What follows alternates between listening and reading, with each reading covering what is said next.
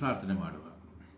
ಈ ವಾರದ ಮೊದಲನೇ ದಿನದಲ್ಲಿ ಪ್ರತ್ಯೇಕವಾಗಿ ಅಕ್ಟೋಬರ್ ತಿಂಗಳಿನ ಕೊನೆ ಭಾನುವಾರ ದೇವರ ಸನ್ನಿಧಾನದಲ್ಲಿ ಸೇರಿ ಬರುವಂತೆ ಸರ್ವಶಕ್ತನಾದ ದೇವರು ನಮ್ಮಗಳ ಜೀವಿತದಲ್ಲಿ ಕೊಟ್ಟಂತ ಅವಕಾಶಕ್ಕಾಗಿ, ಸಂದರ್ಭಕ್ಕಾಗಿ ದೇವರಿಗೆ ಕೃತಜ್ಞತೆಯನ್ನು ಸಲ್ಲಿಸುವ. ಕಳೆದ ದಿನದಲ್ಲಿ ಓದಿದಂತಹ ಒಂದು ಪೋಸ್ಟ್ ಈ ರೀತಿಯಾಗಿತ್ತು: ನಮ್ಮ ಪ್ರಾಯದ ಅನೇಕರು ಮರಣವನ್ನು ಅನುಭವಿಸಿದ್ದಾರೆ.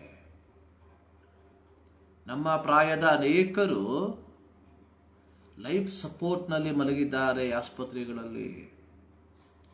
ನಮ್ಮ ಪ್ರಾಯದ ಅನೇಕರು ಅಪಘಾತಗಳ ಮೂಲಕ ಅವಯವಗಳನ್ನು ನಷ್ಟಪಡಿಸಿಕೊಂಡಿದ್ದಾರೆ. ಆದರೆ ದೇವರು ನಮ್ಮ ಜೀವಿತದಲ್ಲಿ ಆಯುಸ್ಸನ್ನ, ಆರೋಗ್ಯವನ್ನು ಕೊಟ್ಟಿದ್ದಾನೆ. ಬನ್ನಿ, ನಮ್ಮ ವಿಮೋಚಕನು, ನಮ್ಮ ರಕ್ಷಕನು, ನಮ್ಮ ಒಡೆಯನು, ನಮ್ಮ ಸಂರಕ್ಷಕನೂ ಆದಂತಹ ಯೇಸುವನ್ನ ಕೃತಜ್ಞತೆಯಿಂದ ಆತನನ್ನು ಹಾಡಿ ಅರಸುವಂಥವರಾಗಿರುವ. ಪ್ರಾರ್ಥನೆ ಮಾಡುವ. ಭೂಮಿ ಆಕಾಶವನ್ನು ಉಂಟು ಮಾಡಿರುವ ನಮ್ಮ ಪ್ರೀತಿಯ ತಂದೆಯಾದ ದೇವರೇ ಮತ್ತು ದಾವರ್ತಿ, ನಿನಗೆ ಕೃತಜ್ಞತೆಗಳನ್ನು ಸಲ್ಲಿಸ್ತಾ ಇದ್ದೇವೆ. ನಿಮ್ಮ ಸನ್ನಿಧಾನಕ್ಕೆ ನಮ್ಮನ್ನು ಬರಮಾಡಿದ್ದಕ್ಕಾಗಿ ಸ್ತೋತ್ರ. ನಮ್ಮ ಜೀವಿತದಲ್ಲಿ ಕೊಟ್ಟಂತಹ ಅವಕಾಶಕ್ಕಾಗಿ ಸ್ತೋತ್ರ.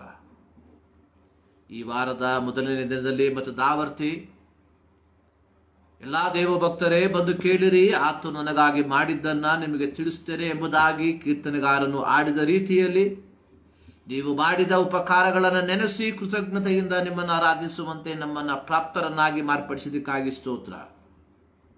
ಇಂದಿನ ಆರಾಧನೆಯನ್ನ ನಿಮ್ಮ ಕರಗಳಿಗೆ ಸಮರ್ಪಿಸ್ತಾ ಇದ್ದೇವೆ. ಆಡುವಂತಹ ಹಾಡು, ಧ್ಯಾನಿಸುವಂತಹ ವಾಕ್ಯ ಎಲ್ಲದರ ಮೂಲಕ ದೇವರ ನಾಮ ಮಹಿಮೆಗೊಳ್ಳಲಿ ಎಂಬುದಾಗಿ ನಾವು ಪ್ರಾರ್ಥಿಸುತ್ತೇವೆ. ಕರ್ತನೇ, ಈ ದಿನದಲ್ಲಿ ಕರ್ತನೇ, ನಮ್ಮ ದೇಶದ, ನಮ್ಮ ರಾಜ್ಯದ, ನಮ್ಮ ಪಟ್ಟಣದ ವಿವಿಧ ಸ್ಥಳಗಳಲ್ಲಿ, ವಿವಿಧ ಭಾಗಗಳಲ್ಲಿ ಕರ್ತನೇ, ವಿವಿಧ ಭಾಷೆಗಳಲ್ಲಿ ನಡೆಯುವಂತ ಎಲ್ಲ ಪವಿತ್ರ ಆರಾಧನೆಗಳನ್ನು ನಿಮ್ಮ ಸನ್ನಿಧಾನಕ್ಕೆ ಸಮರ್ಪಿಸ್ತಾ ಇದ್ದೇವೆ. ದೇವರ ನಾಮ ಮಹಿಮೆ ಹೊಂದಲಿ ಎಂಬುದಾಗಿ ನಾವು ಪ್ರಾರ್ಥಿಸುತ್ತೇವೆ. ಯೋಹಾನನು ಹೇಳಿದ ರೀತಿಯಲ್ಲಿ ನಾನು ತಗ್ಗಿಸಲ್ಪಡಬೇಕು, ಆತನು ನನ್ನಲ್ಲಿ ಬೆಳೆಯಬೇಕು. ಈ ಮುಂಜಾನೆಯಲ್ಲಿ ಕರ್ತನೆ, ನಿನ್ನ ನಾಮ ಕರ್ತನೆ, ನಿಮ್ಮ ನಾಮ ನಮ್ಮ ಮಧ್ಯದಲ್ಲಿ ಮಹಿಮೆಗೊಳ್ಳುವಂತೆ ಸಹಾಯ ಮಾಡು. ಪ್ರಾರ್ಥನೆಗಳಿಗಾಗಿ ಸ್ತೋತ್ರ. ಯೇಸು ಕ್ರಿಸ್ತನ ಬುದ್ಧ ನಾಮದಲ್ಲಿ ಬಿಡುತ್ತೇವೆ ತಂದೆ, ಆಮೆನ್. ಮತ್ತು ನಾವರ್ತಿ ಎಲ್ಲರಿಗೂ ಯೇಸು ಕ್ರಿಸ್ತನ ನಾಮದಲ್ಲಿ ನಮ್ಮ ವಂದನೆಗಳನ್ನು ತಿಳಿಸ್ತಾ ಇದ್ದೇವೆ. ಮೇಘರೂಢನಾದ ಯೇಸು ಕರ್ತನು ಮಹಿಮಾ ಪ್ರಭಾವದಿಂದ ಬರುವನು. ಆತಗಾಗಿ ಯಾರು ಕಾಯುತ್ತಿರುವರೋ ಅಂತರಿಕ್ಷದಲ್ಲಿ ನೋಡುವರು. ಅಲ್ಲೇಲೂಯ, ಆತನನ್ನು ಎದುರುಗೊಳ್ಳುವರು. ಈ ಹಾಡನ್ನು ಹಾಡಿ ದೇವರ ನಾಮವನ್ನು ನಾವು ಮಹಿಮೆ ಪಡಿಸುವಂತವರಾಗಿರುವ.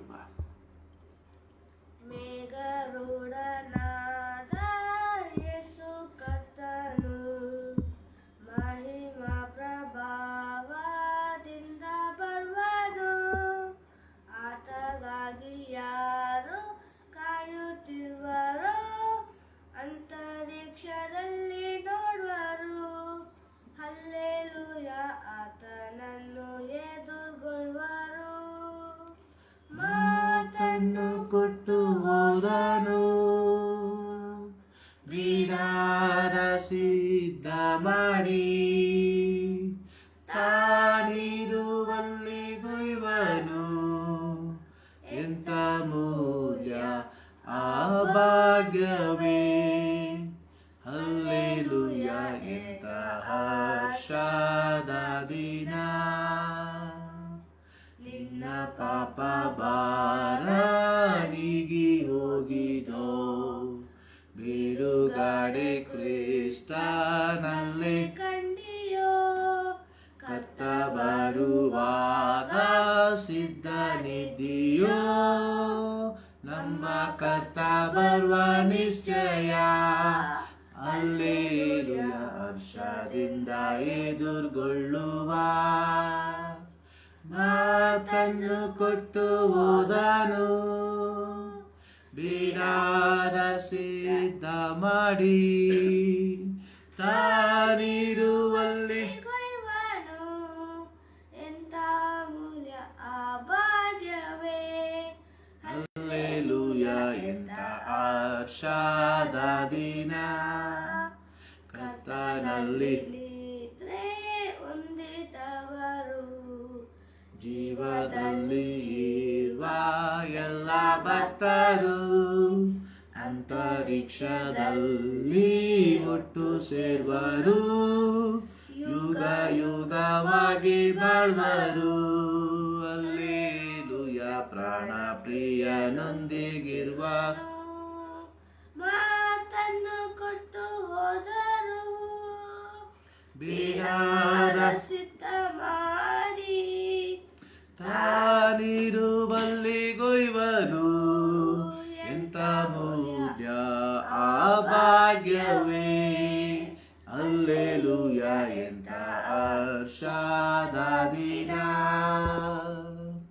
ಮಾತನ್ನು ಕೊಟ್ಟು ಹೋದನು ಬಿಡಾರ ಸಿದ್ಧ ಮಾಡಿ ತಾನಿರುವಲ್ಲಿ ಗೊಯ್ವನು ಅಲ್ಲಿ ಎಂತ ಮೌಲ್ಯ ಆ ಭಾಗ್ಯವೇ ಅಲ್ಲೇಲುಯ ಎಂತ ಆಶಾದಿನ ಮೇಘರೂಢನಾದ ಯೇಸು ಕರ್ತನು ಮಹಿಮಾ ಪ್ರಭಾವದಿಂದ ಬರುವನು ಆತಗಾಗಿ ಯಾರು ಕಾಯುತ್ತಿರುವರೋ ಅಂತರಿಕ್ಷದಲ್ಲಿ ನೋಡುವರು ನಿನ್ನ ಪಾಪ ಭಾರ ನೀಗಿ ಹೋಗಿದೋ ಬಿಡುಗಡೆ ಕ್ರಿಸ್ತನಲ್ಲಿ ಕಂಡಿಯೋ ಕರ್ತ ಬರುವಾಗ ಸಿದ್ಧದಿದ್ದೀಯೋ ನಮ್ಮ ಕರ್ತ ಬರುವ ನಿಶ್ಚಯ ಅಲ್ಲೇಲೂಯ ಹರ್ಷದಿಂದ ಎದುರುಗೊಳ್ಳುವ ಈ ಮುಂಜಾನೆಯಲ್ಲಿ ಮತ್ತೊಂದು ಆವರ್ತಿ ನಮ್ಮ ನಿರೀಕ್ಷೆಯ ಕಾರಣಭೂತನಾದ ಕರ್ತನನ್ನ ಆರಾಧಿಸುವುದಕ್ಕೆ ಸರ್ವಶಕ್ತನಾದ ದೇವರು ಕೊಟ್ಟಂತಹ ಅಮೂಲ್ಯವಾದಂತಹ ಸಮಯಕ್ಕಾಗಿ ದೇವರಿಗೆ ಕೃತಜ್ಞತೆಯನ್ನು ನಾನು ಸಲ್ಲಿಸ್ತಾ ಇದ್ದೇನೆ. ನಾನು ಪ್ರಾರಂಭದಲ್ಲಿ ಹೇಳಿದ ರೀತಿಯಲ್ಲಿ ನಮ್ಮ ಸಮಪ್ರಾಯದವರು ನಾನು ಜನಿಸಿದಂತಹ ಸಮಯದಲ್ಲಿ ದಿನದಲ್ಲಿ ಗಳಿಗೆಯಲ್ಲಿ ಜನಿಸಿದಂತಹ ಅನೇಕರು ಮರಣವನ್ನ ಹೊಂದಿದ್ದಾರೆ. ಅನೇಕರು ಆಸ್ಪತ್ರೆಗಳಲ್ಲಿ ಲೈಫ್ ಸಪೋರ್ಟ್ಗಳಲ್ಲಿ ಬದುಕ್ತಾ ಇದ್ದಾರೆ. ಅನೇಕರು ವಿವಿಧ ರೋಗಗಳ ಮೂಲಕ ಆಸ್ಪತ್ರೆಗಳಲ್ಲಿ ಆಗಿದ್ದಾರೆ. ಅನೇಕರು ತಮ್ಮ ಅವಯವಗಳನ್ನು ನಷ್ಟಪಡಿಸಿಕೊಂಡು ದುಃಖದಲ್ಲಿ ಆಗಿದ್ದಾರೆ. ಅನೇಕರು ನಾನಾ ವಿಧವಾದಂತಹ ಪ್ರತಿಕೂಲಗಳ ಮಧ್ಯದಲ್ಲಿ ಹಾದು ಹೋಗ್ತಾ ಇದ್ದಾರೆ.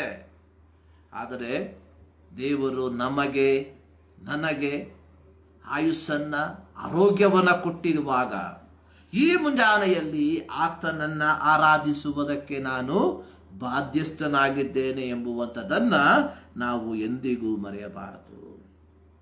113ನೇ ಕೀರ್ತನೆಯಲ್ಲಿ ಈ ರೀತಿಯಾಗಿ ನಾವು ನೋಡ್ತೇವೆ. ಪ್ರಾರಂಭ ವಾಕ್ಯದಲ್ಲಿ ಯಾಹೂವಿಗೆ ಸ್ತೋತ್ರ, ಯೆಹೋವನ ಸೇವಕರೇ ಸ್ತೋತ್ರ ಮಾಡಿರಿ, ಯೆಹೋವನ ನಾಮ ಸ್ತುತಿ ಮಾಡಿರಿ, ಇಂದಿನಿಂದ ಯುಗ ಯುಗಕ್ಕೂ ಯೆಹೋವ ನಾಮವು ಕೀರ್ತಿಸಲ್ಪಡಲಿ, ಯೆಹೋವನ ನಾಮವು ಮೂಡನಿಂದ ಪಡುವಣವರೆಗೂ ಸ್ತುತಿ ಹೊಂದಲಿ. ನೋಡಿ, ನಾನು ನನ್ನ ಕಣ್ಣಿಗೆ ಬಿದ್ದಂತಹ ಒಂದು ವಾಕ್ಯ, 7ನೇ ವಾಕ್ಯ, ಆತನು ದೀನರನ್ನ ಧೂಳಿನಿಂದ ಎಬ್ಬಿಸಿ ಬಡವರನ್ನ ತಿಪ್ಪೆಯಿಂದ ಎತ್ತುತ್ತಾನೆ. ಆತನು ದೀನರನ್ನ,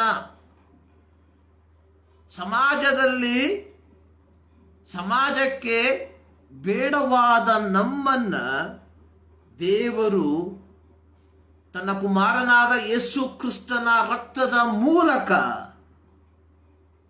ದೇವರ ಮಕ್ಕಳೆಂಬ ಪದವಿಗೆ ನಮ್ಮನ್ನು ಎಬ್ಬಿಸಿರುವಾಗ ಈ ಮುಂಜಾನೆಯಲ್ಲಿ ಯೆಹೋವ ನಾಮವನ್ನ ಸ್ತುತಿಸಬೇಕಾಗಿರುವಂಥದ್ದು ನಮ್ಮೆಲ್ಲರ ಆದ್ಯ ಕರ್ತವ್ಯ ಎಂಬುವಂಥದ್ದನ್ನ ನಾವು ಎಂದಿಗೂ ಮರೆಯಬಾರದು. ನಾವು ದೇವರ ಮಕ್ಕಳಾಗಿ ಮಾರ್ಪಟ್ಟಿರುವಂಥದ್ದು ನಮ್ಮ ಕೌಟುಂಬಿಕ ಶ್ರೇಷ್ಠತೆಯಲ್ಲ.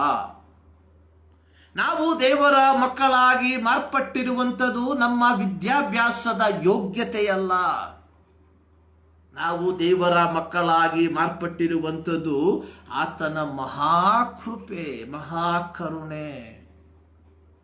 ಈ ಕೀರ್ತನಗಾರರು ಹೇಳುವಂತೆ ಆತನು ದೀನರನ್ನ ಧೂಳಿನಿಂದ ಎಬ್ಬಿಸಿ ಬಡವರನ್ನ ತಿಪ್ಪೆಯಿಂದ ಎತ್ತುತ್ತಾನೆ. ಸೊ ಹೀಗಿರುವಾಗ ಪಾಪದ ತಿಪ್ಪೆಯಲ್ಲಿ ಬಿದ್ದಂತಹ ನಮ್ಮನ್ನ, ಕೆಸರಿನಲ್ಲಿ ಬಿದ್ದಂತಹ ನಮ್ಮನ್ನ ಆತನು ನಮ್ಮನ್ನು ಮೇಲಕ್ಕೆತ್ತಿರುವಾಗ ಈ ಮುಂಜಾನೆಯಲ್ಲಿ ಆತನನ್ನ ಸ್ತುತಿಸುವುದಕ್ಕೆ ನಾವು ಬಾಧ್ಯಸ್ಥರು ಎಂಬುವಂಥದ್ದನ್ನ ನಾವುಗಳು ಎಂದಿಗೂ ಮರೆಯಬಾರದು. ಈ ಮುಂಜಾನೆಯಲ್ಲಿ ಸರ್ವಶಕ್ತನಾದ ದೇವರ ಸನ್ನಿಧಾನಕ್ಕೆ ನಾವು ಸೇರಿ ಬಂದಿರುವಾಗ ನಮ್ಮನ್ನೇ ಆತನ ಸನ್ನಿಧಾನಕ್ಕೆ ಸಮರ್ಪಿಸಿಕೊಂಡವರಾಗಿ ಆತನನ್ನು ನಾವು ಆರಾಧಿಸುವಂತವರಾಗಿ ಮಾರ್ಪಡುವ.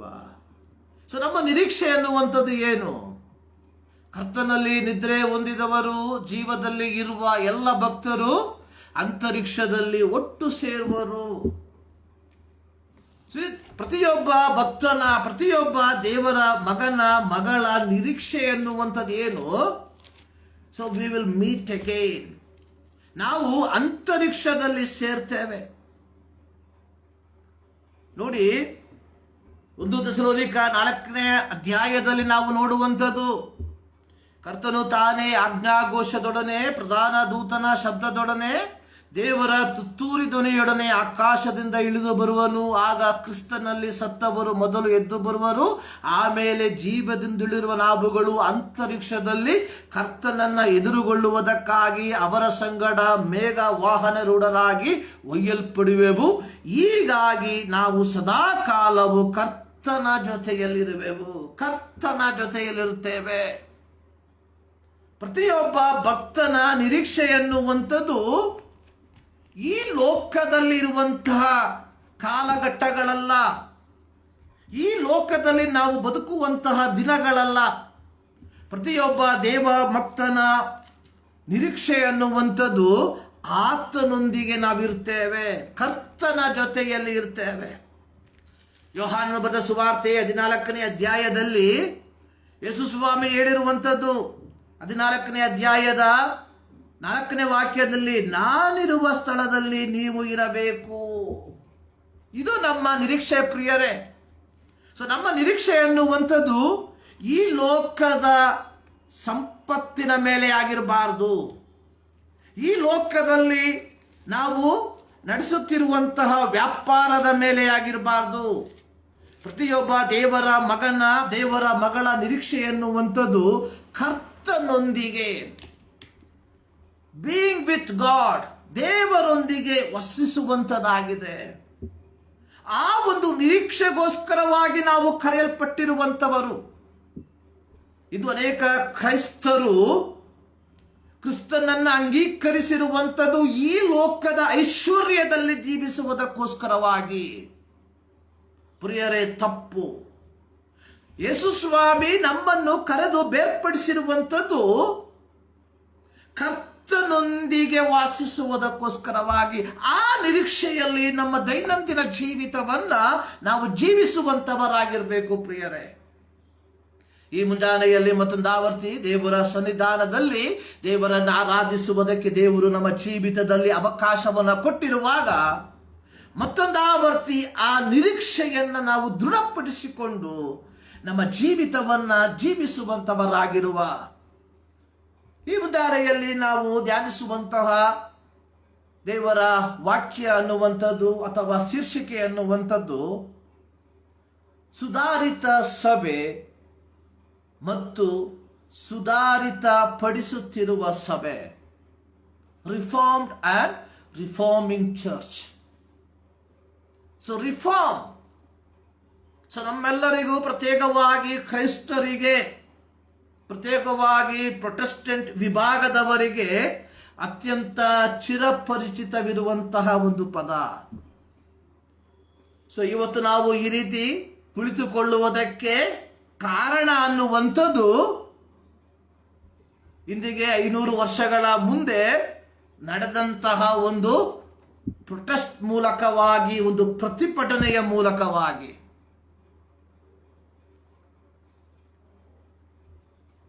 ಸೊ ಸುಧಾರಿತ ಸಭೆ ಅಥವಾ ರಿಫಾರ್ಮ್ಡ್ ಚರ್ಚ್,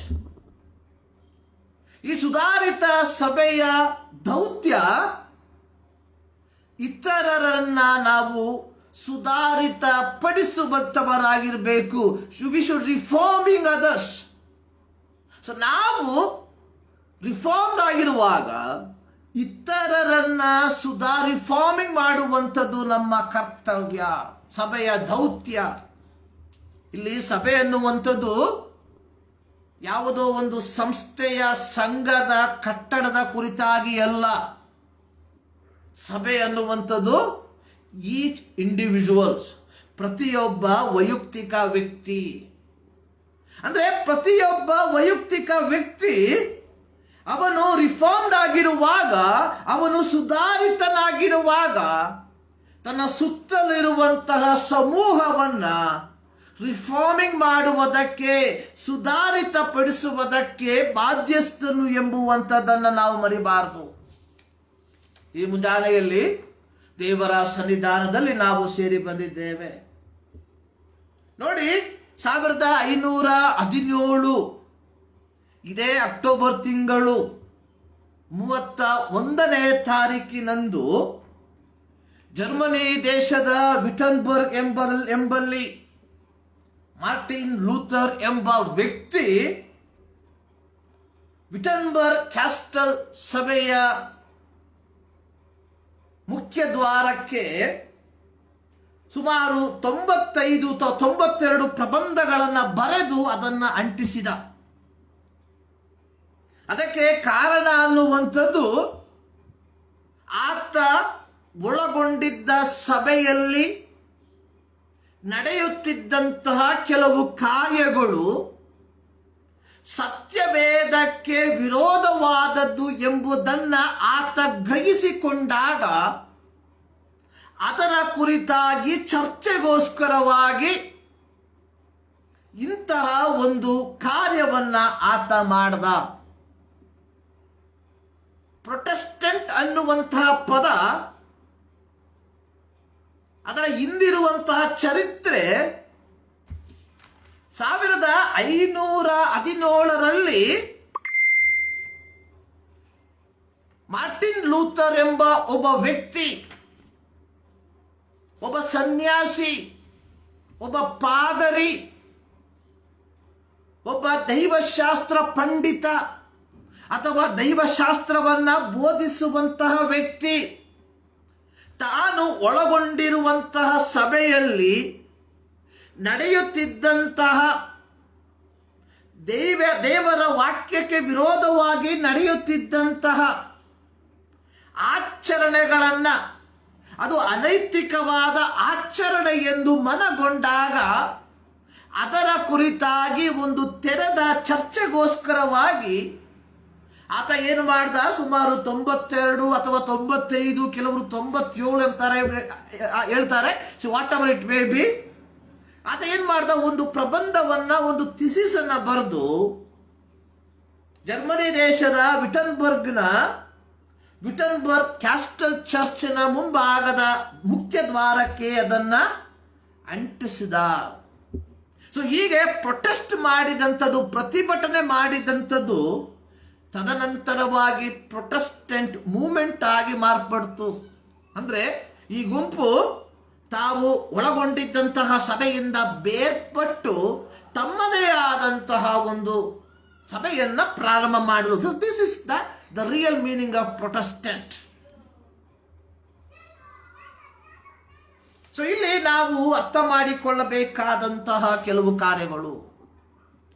ಯಾತಕ್ಕೋಸ್ಕರವಾಗಿ ಮಾರ್ಟಿನ್ ಲೂಥರ್ ತಾವು ಒಳಗೊಂಡಿದ್ದಂತಹ ಸಭೆಯ ವಿರುದ್ಧವಾಗಿ ಪ್ರತಿಭಟನೆಗೆ ಇಳಿಯುವುದಕ್ಕೆ ಕಾರಣ. So we should know the reason. ನಾವು ಅದರ ಕಾರ್ಯವನ್ನ ಅರ್ಥ ಮಾಡಿಕೊಳ್ಬೇಕು. ಅಂದಿನ ಸಭೆಯ ಮುಖ್ಯ ಧರ್ಮಾಧಿಕಾರಿಯಾಗಿದ್ದಂತಹ ವ್ಯಕ್ತಿ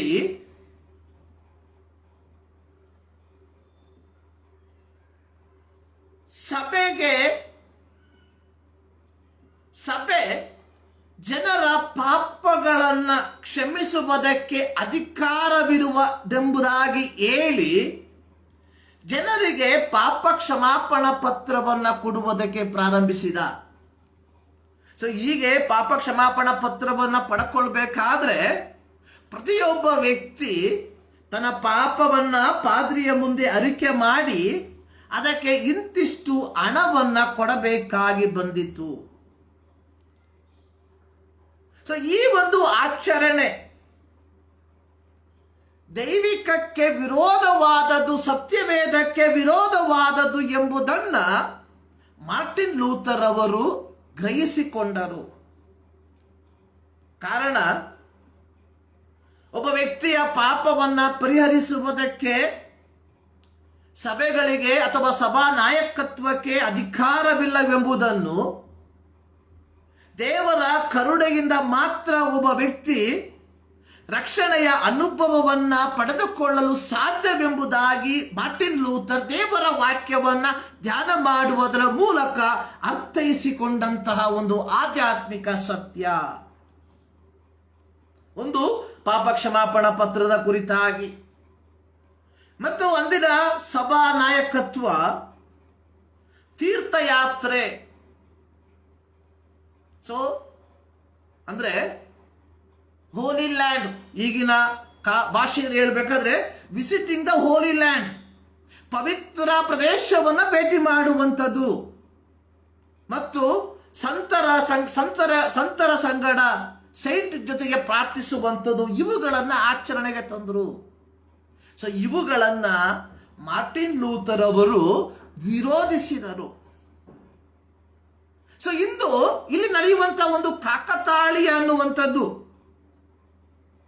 ಇಂದು ಅತಿ ಹೆಚ್ಚು ಕ್ರೈಸ್ತರು ಏನು ಹೋಲಿ ಲ್ಯಾಂಡ್ ಅಥವಾ ಪವಿತ್ರ ಭೂಮಿ ಎಂಬುದಾಗಿ ಯೆರೂಸಲೇಮ್ ಪಟ್ಟಣವನ್ನ ಕರೆದು ಅಲ್ಲಿ ಭೇಟಿ ನೀಡುವಂಥದರಲ್ಲಿ 100% ಜನ ಈ ಪ್ರೊಟೆಸ್ಟೆಂಟ್ ಗುಂಪಿಗೆ ಸೇರಿದವರು. ನೋಡಿ, ಯಾವ ವ್ಯಕ್ತಿ ಈ ತೀರ್ಥಯಾತ್ರೆ ಅಥವಾ ಪವಿತ್ರ ಸ್ಥಳವನ್ನ ಭೇಟಿ ಮಾಡುವಂಥದ್ದು ಸತ್ಯವೇದಕ್ಕೆ ವಿರೋಧ ಎಂಬುದನ್ನ ಬರೆದನು, ಆ ಗುಂಪಿಗೆ ಸೇರಿದಂತಹ ಇಂದಿನ ಪ್ರೊಟೆಸ್ಟೆಂಟ್ ಸಭೆಗಳು ಹೆಚ್ಚಿನ ಸಂಖ್ಯೆಯಲ್ಲಿ ಪವಿತ್ರ ಭೂಮಿಯನ್ನ ಭೇಟಿ ಮಾಡುವಂಥದ್ದಾಗಿದೆ. ಇದು ನಿಮ್ಮ ಮನಸ್ಸಲ್ಲಿ ಇರಲಿ. ಹೀಗೆ ಭೇಟಿ ಮಾಡುವಂಥವ್ರು ಹೇಳ್ತಾರೆ, ಕೆಲವರು ಹೇಳ್ತಾರೆ ಇದು ಟೂರಿಸ್ಟ್ ಎಂಬುದಾಗಿ. ಆದರೆ ಇದು ಪ್ರವಾಸಿ ತಾಣವಾಗಿ ಯಾರು ಹೋಗ್ತಾ ಇಲ್ಲ, ಹೋಗುವಂಥವ್ರು ಇರ್ಬೋದು, ಇಲ್ಲ ಅಂತ ಹೇಳಕ್ಕಾಗದ. ಆದ್ರೆ 90% ಜನ ಹೋಗುವಂಥದ್ದು ಒಂದು ಧಾರ್ಮಿಕ ನಂಬಿಕೆಯ ಮೇಲೆ. ಹೀಗೆ ಹೋಗುವಂತಹ ವ್ಯಕ್ತಿಗಳು ಇಲ್ಲಿ ದೀಕ್ಷಾಸ್ನಾನವನ್ನ ತೆಗೆದುಕೊಂಡಾಗ್ಯೂ ಸ್ನಾನಿಕನಾದ ಯೋಹಾನನು ಯೇಸುವಿಗೆ ದೀಕ್ಷಾಸ್ನಾನ ಮಾಡಿಸಿಕೊಟ್ಟು ಎಂಬುದಾಗಿ ಹೇಳಿದಂತಹ ಒಂದು ಪ್ರತ್ಯೇಕ ಸ್ಥಳದಲ್ಲಿ ಹೋಗಿ ಮುಳುಗಿ ಎದ್ದು ಬರುವಂಥದ್ದನ್ನು ನಾವು ಕಾಣುವಂತವರಾಗಿದ್ದೇವೆ. ಯಾರು? ಈ ಪ್ರೊಟೆಸ್ಟೆಂಟ್ ಗುಂಪಿಗೆ ಸೇರಿದಂತವರು. ನೋಡಿ, ಅಂದಿನ ಸಭಾ ನಾಯಕತ್ವ ಭಯಂಕರ ಶ್ರೀಮಂತರಾಗಿದ್ರು. ಸೊ ಅಲ್ಲಿ ಮಾರ್ಟಿನ್ ಲೂಥರ್ ಅವರು ಹೇಳಿರುವಂತಹ ಒಂದು ಮಾತು ಅಂದ್ರೆ,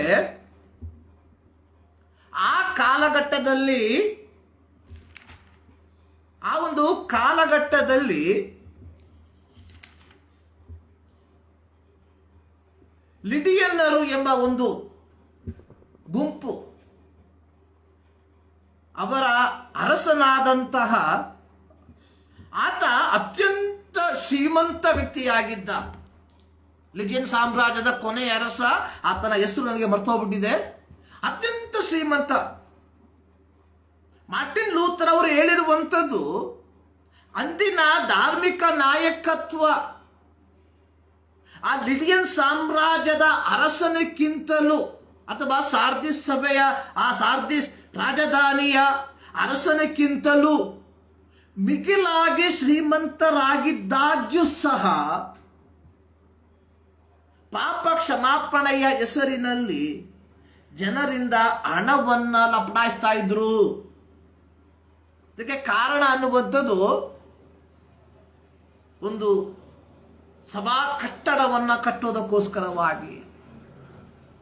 ಮಾರ್ಟಿನ್ ಲೂಥರ್ ಹೇಳಿದಂತ ಮಾತು, ನೀವು ಆಲಯವನ್ನ ಕಟ್ಟಬೇಕಾದ್ರೆ ನಿಮ್ಮಲ್ಲಿರುವಂತಹ ಹಣವನ್ನ ಉಪಯೋಗಿಸಿ. ಯಾತಕ್ಕೋಸ್ಕರವಾಗಿ? ಆಲಯವನ್ನ ಕಟ್ಟುವುದಕ್ಕೆ ಪಾಪ ಕ್ಷಮಾಪಣಾ ಪತ್ರವೆಂಬಂತಹ ಒಂದು ಐಡಿಯಾವನ್ನ ತಂದು ಜನರಿಂದ ಹಣವನ್ನ ಲಪಟಾಯಿಸಿ ಆಲಯವನ್ನ ಕಟ್ತಾ ಇದ್ದೀರಾ. ನೀವು ಆಲ್ರೆಡಿ ಶ್ರೀಮಂತರಾಗಿದ್ದೀರಾ. ಸೊ ಇದು ತಪ್ಪು ಎಂಬುವಂಥದ್ದನ್ನ ಅವರು ವಾದಿಸಿದ್ರು. ಅಂದಿನ ರಾಜಕೀಯ ವ್ಯಕ್ತಿಗಳು, ಪಾದ್ರಿಗಳು ರಾಜಕೀಯದಲ್ಲಿ ತಮ್ಮನ್ನು ತೊಡಗಿಸಿಕೊಂಡ್ರು. ಸೊ ಇಂದು ಚರಿತ್ರೆಯಲ್ಲಿ ಅದು ನಾವು ಕಾಣುವಂತಹ ಒಂದು ಸತ್ಯ. ಅದು ಆ ಒಂದು ಪ್ರತ್ಯೇಕವಾದ ಸ್ಥಳಕ್ಕೆ ಯಾವುದೇ ಆಡಳಿತ ಇಲ್ಲ. So they are the one who ruling. So ನಂತರವಾಗಿ ಸಭೆಗಳಲ್ಲಿ, ಮಠಗಳಲ್ಲಿ ಭ್ರಷ್ಟಾಚಾರವನ್ನ ಅವರು ವಿರೋಧ ಮಾಡಿದ್ರು. ಯಾರು? ಮಾರ್ಟಿನ್ ಲೂಥರ್ ಅವರು. ಮತ್ತು ಸಭಾ ನಾಯಕತ್ವದ ಜೀವನ ಶೈಲಿ, ಅಂದಿನ ಸಭಾ ನಾಯಕತ್ವ ಐಷಾರಾಮಿ ಜೀವನವನ್ನ ನಡೆಸುವಂತವರಾಗಿದ್ರು. ಇದನ್ನ ಅವರು ವಿರೋಧಿಸಿ, ಸೊ ಇದಕ್ಕೆ ವಿರೋಧವಾಗಿ ಅವರು ಪ್ರೊಟೆಸ್ಟ್ ಮಾಡಿದ್ರು, ಪ್ರತಿಭಟನೆ ಮಾಡಿದ್ರು. ಸೊ ಇದನ್ನ ಒಂದು ಓಪನ್ ಡಿಸ್ಕಷನ್ಗೋಸ್ಕರವಾಗಿ ಅಕ್ಟೋಬರ್ 31, 1517ರಲ್ಲಿ ವಿಟನ್ಬರ್ಗ್ನ ಕ್ಯಾಸ್ಟಲ್ ಚರ್ಚ್ನಲ್ಲಿ ಏನ್ ಮಾಡಿದ್ರು? 92 ಪ್ರಬಂಧಗಳನ್ನ ಬರೆದು ಅವರನ್ನ ಏನ್ ಮಾಡಿದ್ರು? ಆ ಸಭೆಯ ನಾಯಕತ್ವವನ್ನು ಆಮಂತ್ರಣ ಮಾಡಿದ್ರು. ಆದ್ರೆ 1521ರಲ್ಲಿ ಅಂದಿನ ಸಭಾ ನಾಯಕತ್ವ ಮಾರ್ಟಿನ್ ಲೂಥರ್ ಏನ್ ಮಾಡ್ಬಿಟ್ರು? ಎಕ್ಸ್ಕಮ್ಯುನಿಕೇಟೆಡ್ ಫ್ರಮ್ ದೇರ್, ಅವರ ಸಭೆಯಿಂದ ಅವರನ್ನ ಬಹಿಷ್ಕಾರ ಮಾಡಿದ್ರು. ಬಹಿಷ್ಕಾರ ಮಾಡುವುದಂದ್ರೆ ಡಿಟ್ಯಾಚಿಂಗ್ ಫ್ರಮ್ ದಿಸ್ ರಿಲಿಜಿಯಸ್ ಡ್ಯೂಟಿ. ಅವರ ಭಾಷೆಗೆ ಹೇಳೋದಾದ್ರೆ, ಒಬ್ಬ ವ್ಯಕ್ತಿಯನ್ನ, ಒಬ್ಬ ಪಾದ್ರಿಯನ್ನ ಬಹಿಷ್ಕಾರ ಮಾಡುವುದು ಅಂದ್ರೆ ಡಿಟ್ಯಾಚಿಂಗ್ ಫ್ರಮ್ ಕ್ರೈಸ್ಟ್, ಕ್ರಿಸ್ತನಿಂದ ಬೇರ್ಪಡಿಸುವುದು. ಅದಕ್ಕೆ ಅಧಿಕಾರ ಇಲ್ಲ, ಆದ್ರೆ ಅವ್ರು ಹೇಳುವಂಥದ್ದು. ಅಂದ್ರೆ ಆತ ನರಕಕ್ಕೆ ಪಾತ್ರ.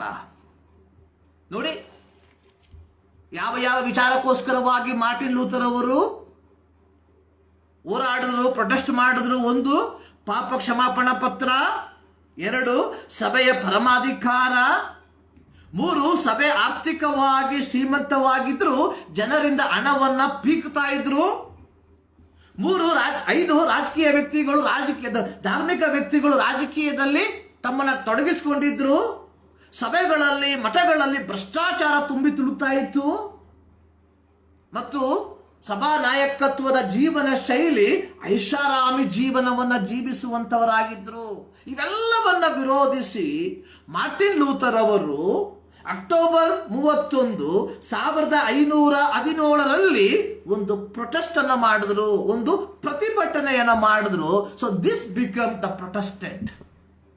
ಆದ್ರೆ ಅತ್ಯಂತ ದುಃಖಕರವಾದ ಸಂಗತಿ ಏನಂದ್ರೆ ಪ್ರಿಯರೇ, ಯಾವ ಯಾವ ವಿಚಾರಕ್ಕೋಸ್ಕರವಾಗಿ ಮಾರ್ಟಿನ್ ಲೂಥರ್ ಅವರು ಪ್ರೊಟೆಸ್ಟ್ ಮಾಡಿ ಒಂದು ಪ್ರೊಟೆಸ್ಟೆಂಟ್ ಗುಂಪಿನ ಉದಯಕ್ಕೆ ಕಾರಣವಾದರೂ, ಇಂದು ಆ ಪ್ರೊಟೆಸ್ಟೆಂಟ್ ಸಭೆಗಳಲ್ಲಿ ಪಾಪ ಕ್ಷಮಾಪಣಾ ಪತ್ರ ಇಲ್ಲ, ಓಕೆ, ಅದು ಬಿಟ್ರೆ ಬಾಕಿ ಎಲ್ಲ ಕಾರ್ಯಗಳು ಅಡಕವಾಗಿದೆ. ನಾನು ಪ್ರಾರಂಭದಲ್ಲಿ ಹೇಳಿದೆ, ಇವತ್ತು ಹೋಲಿ ಲ್ಯಾಂಡಿಗೆ ವಿಸಿಟ್ ಮಾಡುವಂತ 100ರಲ್ಲಿ 90 ಜನ ಪ್ರೊಟೆಸ್ಟೆಂಟ್ ಗುಂಪಿಗೆ ಸೇರಿದಂತವರು.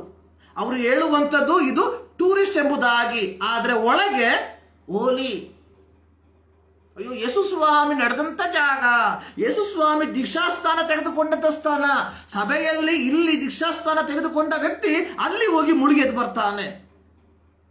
ನಮ್ಮ ಹಿಂದೂ ಸಹೋದರರು ಪಾಪ ಕ್ಷಮಾಪಣೆಗೋಸ್ಕರವಾಗಿ ಗಂಗಾ ನದಿಯಲ್ಲಿ ಹೋಗಿ ಮುಳುಗಿ ಎದ್ದು ಬರುವ ರೀತಿಯಲ್ಲಿ ನಮ್ಮ ಪ್ರೊಟೆಸ್ಟೆಂಟ್ ವಿಶ್ವಾಸಿಗಳು ಹೋಗಿ ಬರ್ತಾ ಇದ್ದಾರೆ.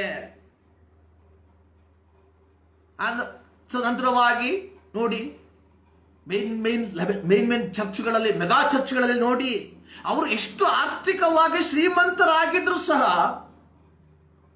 ಜನರನ್ನ ಎದುರಿಸಿ ಕಾಣಿಕೆ ಮೂಲಕ, ದಶಮ ಭಾಗದ ಮೂಲಕ ಹಣವನ್ನ ಲಪಟಾಯಿಸಿ ಐಷಾರಾಮಿ ಜೀವನವನ್ನ ಜೀವಿಸ್ತಾ ಇದ್ದಾರೆ. ಸೊ ಯಾವ ಸಂಸ್ಥೆ ತಾನು ಒಳಗೊಂಡಂತಹ ಸಂಸ್ಥೆಯಲ್ಲಿ ಅಥವಾ ಸಂಘದಲ್ಲಿ, ಸಭೆಯಲ್ಲಿ ಇಂತಹ ಕಾರ್ಯವನ್ನ ನೋಡಿ ಪ್ರತಿಭಟನೆ ಮಾಡಿ, ಪ್ರೊಟೆಸ್ಟ್ ಮಾಡಿ, ಒಂದು ಹೊಸ ಉದಯಕ್ಕೆ ನಾಂದಿ ಮಾಡಿದಂತಹ ಗುಂಪು ಇವತ್ತು ಈ ರೀತಿಯ ಶೈಲಿಯಲ್ಲಿ ಜೀವಿಸುವಂಥದ್ದು ನಿಜವಾಗಲು ಆಧ್ಯಾತ್ಮಿಕವಾದ ವಿಪರ್ಯಾಸವಲ್ಲದೆ ಬೇರೆ ಏನು ಅಲ್ಲ ಎಂಬುವಂಥದ್ದನ್ನ ಈ ಸಂದರ್ಭದಲ್ಲಿ ನಾವು ನೆನಪಿಸ್ಕೊಳ್ಬೇಕಾಗಿರುವಂಥದ್ದು ಬಹಳ ಪ್ರಾಮುಖ್ಯ. ಸುಮಾರು ವರ್ಷಗಳ ಹಿಂದೆ, ನನಗನ್ಸುತ್ತೆ 3-4 ವರ್ಷಗಳ ಹಿಂದೆ ಅನ್ಸುತ್ತೆ, 500 ವರ್ಷದ ರಿಫಾರ್ಮೇಶನ್ ಡೇ ಅನ್ನು ನಾವು ಬಹಳ ವಿಜೃಂಭಣೆಯಿಂದ ಆಚರಣೆ ಮಾಡಿದ್ವಿ ಸಭೆಗಳಲ್ಲಿ. ಬೆಂಗಳೂರಲ್ಲಂತೂ ದೊಡ್ಡ ದೊಡ್ಡ ಕಾರ್ಯಕ್ರಮಗಳು ನಡೆದವು. ಆದರೆ ಅವತ್ತು ಬಂದಂತಹ ದೊಡ್ಡ ದೊಡ್ಡ ವ್ಯಕ್ತಿಗಳೆಲ್ಲರೂ ಇದೇ ಐಷಾರಾಮಿ ಜೀವಿತವನ್ನ ಜೀವಿಸುವಂತವರು ಎಂಬುವಂಥದ್ದನ್ನ ದೇವರ ಮಕ್ಕಳಾದ ನೀವುಗಳು, ನಾನು ಅರ್ಥ ಮಾಡಿಕೊಳ್ಬೇಕು ಪ್ರಿಯರೇ.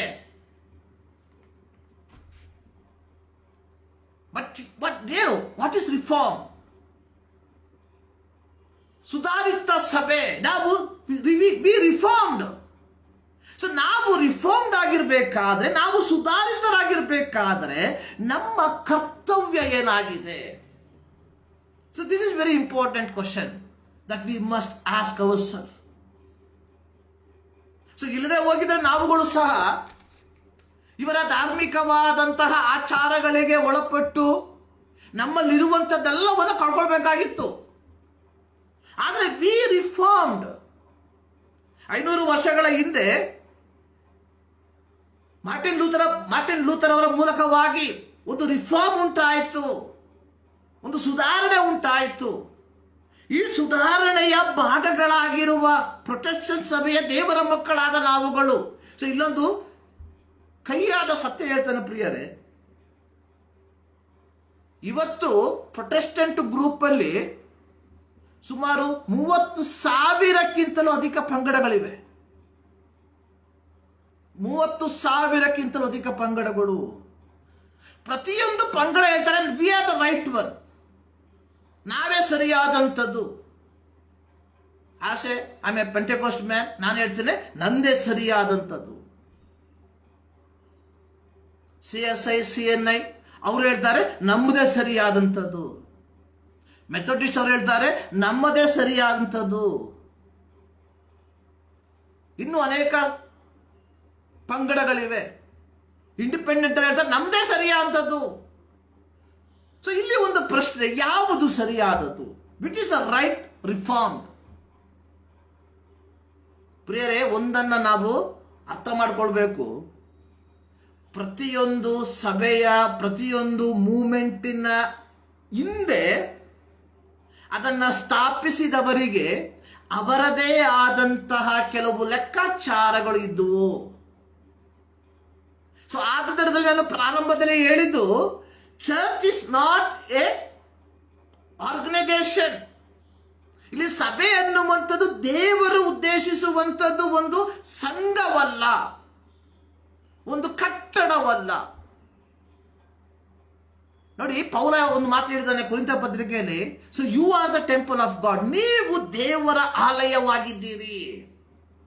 So church as a individual, ವೈಯಕ್ತಿಕವಾಗಿ ನಾನು ದೇವರ ಆಲಯವಾಗಿರುವಾಗ, ವೈಯಕ್ತಿಕವಾಗಿ ನೀವುಗಳು ದೇವರ ಆಲಯವಾಗಿರುವಾಗ, ನೀವು ರಿಫಾರ್ಮ್ಡ್ ಆಗಿರುವಾಗ, ನೀವು ಸುಧಾರಿಸಲ್ಪಟ್ಟಿರುವಾಗ ನಿಮ್ಮ ಜವಾಬ್ದಾರಿ ಏನಾಗಿದೆ? ನೀವು ಇತರರನ್ನ ಸುಧಾರಿಸುವಂತಹ ವ್ಯಕ್ತಿಗಳಾಗಿ ಮಾರ್ಪಟ್ಟಿದ್ದೀರಾ. ನೋಡಿ, ಪೇತ್ರ ತನ್ನ ಪತ್ರಿಕೆಯಲ್ಲಿ ಬರೆದಿರುವಂತಹ ಒಂದು ಮಾತು, 1 ಪೇತ್ರ 2ನೇ ಅಧ್ಯಾಯ 9ನೇ ವಾಕ್ಯ, ನೀವಾದರೂ ನಿಮ್ಮನ್ನು ಕತ್ತಲೆಯೊಳಗಿಂದ ಕರೆದು ತನ್ನ ಆಶ್ಚರ್ಯಕರವಾದ ಬೆಳಕಿನಲ್ಲಿ ಸೇರಿಸಿದಾತನ ಗುಣಾತಿಶಯಗಳನ್ನ ಪ್ರಚಾರ ಮಾಡುವವರಾಗುವಂತೆ ದೇವರಾದುಕೊಂಡ ಜನಾಂಗ, ರಾಜವಂಶಸ್ಥರಾದ ಯಾಜಕರು, ಮೀಸಲಾದ ಜನವು, ದೇವರ ಸ್ವಕೀಯ ಪ್ರಜೆಯೂ ಆಗಿದ್ದೀರಿ. ಮೊದಲು ನೀವು ಪ್ರಜೆಯಾಗಿರಲಿಲ್ಲ, ಈಗ ದೇವರ ಪ್ರಜೆಯಾಗಿದ್ದೀರಿ. ಮೊದಲು ವಾತ್ಸಲ್ಯ ಹೊಂದಿರಲಿಲ್ಲ, ಈಗ ವಾತ್ಸಲ್ಯ ಹೊಂದಿದವರಾಗಿದ್ದೀರಿ. C, V reformed. ಹಿಂಗೆ ನಮ್ಮನ್ನು ಕತ್ತಲೆಯೊಳಗಿಂದ ಕರೆದು, I am not talking about worldly reformation. 500 ವರ್ಷಗಳ ಹಿಂದೆ ನಡೆದಂತಹ ರಿಫಾರ್ಮೇಶನ್ ಬಗ್ಗೆ ನಾನು ಹೇಳ್ತಾ ಇಲ್ಲ. I am talking about the biblical reformation. ಆಧ್ಯಾತ್ಮಿಕವಾದ ಸತ್ಯವೇದಕ್ಕೆ ಅನುಸಾರವಾದಂತಹ ಒಂದು ಸುಧಾರಿತ, ಒಂದು ಪುನಃಸ್ಥಾಪನೆ.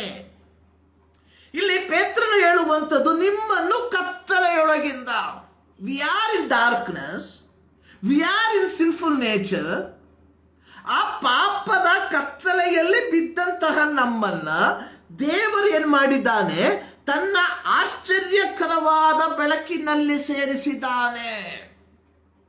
ಯಾತಕ್ಕೋಸ್ಕರವಾಗಿ ನಾನು ಹೇಳಿದೆ, we are the reformed church. ನಾವು ಸುಧಾರಿಸಲ್ಪಟ್ಟ ಅಥವಾ ಪುನಃಸ್ಥಾಪನೆಗೊಂಡಂತಹ ವ್ಯಕ್ತಿಗಳು. ಪುನಃಸ್ಥಾಪನೆಗೊಂಡಿರುವಂತಹ ವ್ಯಕ್ತಿಗಳು ನಾವೇನ್ ಮಾಡಬೇಕು? ಇತರರನ್ನ ಪುನಃಸ್ಥಾಪನೆ ಪಡಿಸಬೇಕು. ಅದಕ್ಕೆ ಇಲ್ಲಿ ಪೇತ್ರ ಹೇಳಿರುವಂಥದ್ದು, ನಿಮ್ಮನ್ನು ತನ್ನ ಆಶ್ಚರ್ಯಕರವಾದ ಬೆಳಕಿನಲ್ಲಿ ಸೇರಿಸಿದಾತನ ಗುಣಾತಿಶಯಗಳನ್ನ ಪ್ರಚಾರ ಮಾಡಬೇಕು. ಅಂದ್ರೆ so we must preach the gospel. So ಅದು ನಿಜವಾದಂತಹ ರಿಫಾರ್ಮೇಶನ್. 500 ವರ್ಷಗಳ ಹಿಂದೆ ನಡೆದಂತ ರಿಫಾರ್ಮೇಶನ್ ಅಲ್ಲ ರಿಫಾರ್ಮೇಶನ್. ನಿಜವಾದ ರಿಫಾರ್ಮೇಶನ್ ಯಾವಾಗ ಸಂಭವಿಸ್ತದೆ? ನಾನು ಪಾಪದಿಂದ ಬಿಡುಗಡೆ ಹೊಂದಿ, ಸೈತಾನನಿಂದ ಬಿಡುಗಡೆ ಹೊಂದಿ, ಯೇಸು ಕ್ರಿಸ್ತನೆಂಬ ಬೆಳಕಿನಲ್ಲಿ ನನ್ನನ್ನು ನಾನೇ ನಡೆಯುವುದಕ್ಕೆ ಪ್ರಾರಂಭ ಮಾಡ್ತೇನೋ, ಅಂದಿನಿಂದ ನಾನೇನಾಗಿರ್ತೇನೆ? ಒಬ್ಬ ಸುಧಾರಿಸಲ್ಪಟ್ಟ ವ್ಯಕ್ತಿಯಾಗಿ ನಾನು ಮಾರ್ಪಡ್ತೇನೆ. ಪ್ರಿಯರೇ, ಈ ಮುಂಜಾನೆಯಲ್ಲಿ ಪ್ರಿಯ ದೇವ ಜನರೇ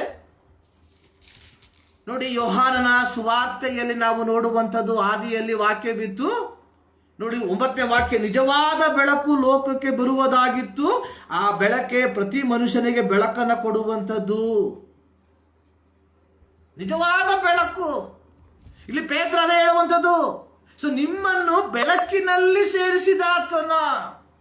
So the real reformation happened when we accept Christ as our personal savior. ನಮ್ಮ ಯೇಸು ಕ್ರಿಸ್ತನನ್ನ ನನ್ನ ಸ್ವಂತ ರಕ್ಷಕನನ್ನಾಗಿ ಅಂಗೀಕಾರ ಮಾಡುವಾಗ ನನ್ನಲ್ಲಿ ನಿಜವಾದಂತಹ ಸುಧಾರಣೆ ಪ್ರಾರಂಭವಾಗ್ತದೆ. ಯಾಕೆ ಈ ಸುಧಾರಣೆ? ನಾನೇನ್ ಮಾಡಬೇಕು? ಈ ನನ್ನನ್ನ ಸುಧಾರಿಸಿದಂತಹ ದೇವರ ಗುಣಾತಿಶಯಗಳನ್ನ ಪ್ರಚಾರ ಮಾಡಬೇಕು. So this is called the real ಏನಂತಾರೆ? ರಿಫಾರ್ಮೇಶನ್. ಪ್ರಿಯರೇ, ಈ ಮುಂಜಾನೆಯಲ್ಲಿ ನಾವು ಇವತ್ತು ಮೇನ್ಲೈನ್ ಸಭೆಗಳಲ್ಲಿ ದೇ ಸೆಲೆಬ್ರೇಟಿಂಗ್ ರಿಫಾರ್ಮೇಶನ್ ಸಂಡೇ, ಪುನಃಸ್ಥಾಪನಾ ಸಂಡೇ, ಭಾನುವಾರವನ್ನು ಆಚರಣೆ ಮಾಡ್ತಾ ಇದ್ದಾರೆ. ಸೊ ಈ ರೀತಿಯಾದಂತಹ ಶೀರ್ಷಿಕೆಗಳು, ಟೈಟಲ್ಗಳು ಇಂತಹ ಮೇನ್ಲೈನ್ ಸಭೆಗಳಿಗೆ ಕೊಟ್ಟಿರುವಾಗ ಈ ಸಭೆಗಳು ಕೇವಲ ಇದನ್ನು ಒಂದು ಧಾರ್ಮಿಕ ಆಚರಣೆಗೆ ಮಾತ್ರ ಸೀಮಿತವಾಗಿ ಇಟ್ಟುಕೊಳ್ಳದೆ, ತಮ್ಮ ದೈನಂದಿನ ಜೀವಿತದಲ್ಲಿ ಇದನ್ನು ಹೇಗೆ ಅಳವಡಿಸಿಕೊಳ್ಳಬೇಕು ಎಂಬುದನ್ನ ಮನನ ಮಾಡಿಕೊಂಡು ನಾವು ಮುಂದಕ್ಕೆ ಹೋಗುವಂತವರಾಗಿರ್ಬೇಕು. ಇದು ಕೇವಲ ಮೇನ್ಲೈನ್ ಸಭೆಗಳಿಗೆ ಮಾತ್ರವಲ್ಲ, ಯೇಸು ಕ್ರಿಸ್ತನ ರಕ್ತದ ಮೂಲಕ ಪಾಪ ಕ್ಷಮಾಪಣೆಯನ್ನು ಪಡೆದುಕೊಂಡು ದೇವರ ಮಕ್ಕಳೆಂಬ ಪದವಿಯನ್ನ ಪಡೆದುಕೊಂಡಿರುವಂತಹ ಪ್ರತಿಯೊಬ್ಬ ದೇವರ ಮಗನು ಮಗಳು ತನ್ನ ಜೀವಿತದಲ್ಲಿ ಈ ಒಂದು ಅನುಭವದಲ್ಲಿ ನಡೆಯುವಂತವನಾಗಿರಬೇಕು.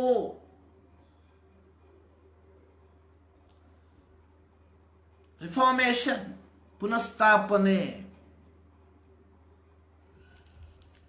ಇಂದಿನ ಧ್ಯಾನಕ್ಕಾಗಿ ನಾವು ಆರಿಸಿಕೊಂಡಿರುವಂತಹ ವಾಕ್ಯ ಭಾಗ ಮತ್ತಾಯನ ಬರೆದ ಸುವಾರ್ತೆ 13ನೇ ಅಧ್ಯಾಯ ಅದರ 33ನೇ ವಾಕ್ಯ. ವಾಕ್ಯ ಭಾಗ ನಮಗೆ ಕೊಡಲ್ಪಟ್ಟಿರುವಂಥದ್ದು ಒಂದು ಅಪೊಸ್ತಲರ ಕೃತ್ಯ 2ನೇ ಅಧ್ಯಾಯ 43-47 ವಾಕ್ಯ, ಧರ್ಮೋಪದೇಶ ಕಾಂಡ 26ನೇ ಅಧ್ಯಾಯ 4-11 ವಾಕ್ಯ, ಮತ್ತಾಯನ ಬರೆದ ಸುವಾರ್ತೆ 13ನೇ ಅಧ್ಯಾಯ 33-35 ವಾಕ್ಯ. ಸೊ ಈ 3 ವಾಕ್ಯಗಳನ್ನು ನಾವು ಸಂಕ್ಷಿಪ್ತವಾಗಿ ಕಲಿಯುವಂತಹ ಸಂದರ್ಭದಲ್ಲಿ ನಾನು ಬೇಸ್ ಮಾಡುವಂಥದ್ದು ಮತ್ತಾಯನ ಬರೆದ ಸುವಾರ್ತೆ 13ನೇ ಅಧ್ಯಾಯ 33ನೇ ವಾಕ್ಯ. ಸೊ ಇಲ್ಲಿ ಮತ್ತೊಂದು ಸಾಮ್ಯವನ್ನು ಅವರಿಗೆ ಹೇಳಿದನು. 13ನೇ ವಾಕ್ಯ 33ನೇ ವಾಕ್ಯ ಪ್ರಾರಂಭವಾಗುವಂಥದ್ದು ಮತ್ತೊಂದು ಸಾಮ್ಯವನ್ನು ಅವರಿಗೆ ಹೇಳಿದನು. ಅದೇನೆಂದರೆ, ಪರಲೋಕ ರಾಜ್ಯವು ಹುಳಿ ಹಿಟ್ಟಿಗೆ ಹೋಲಿಕೆಯಾಗಿದೆ. ಅದನ್ನು ಒಬ್ಬ ಹೆಂಗಸು ತಕ್ಕೊಂಡು 3 ಸೇರು ಹಿಟ್ಟಿನಲ್ಲಿ ಕಲಸಿಡಲು ಆ ಹಿಟ್ಟೆಲ್ಲ ಹುಳಿಯಾಯಿತು.